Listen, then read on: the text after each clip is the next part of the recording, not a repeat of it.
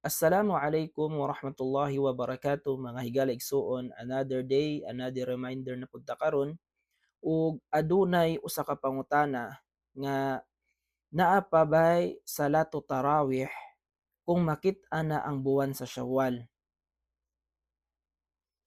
Ang tubag niya na mga higala igsuon, ingon ang atoang mga fuqaha, kadaghanan sa mga fuqaha ingon nila la tusallat tarawih laylatal Eid.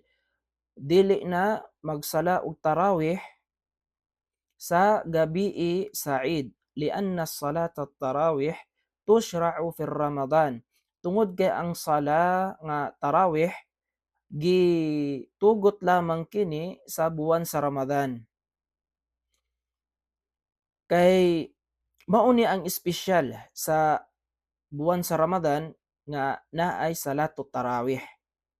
Kung mahuman na ang buwan sa Ramadan, dili na pod magsala og salatut tarawih. Kay nganuman, buwan naman sa Syawal.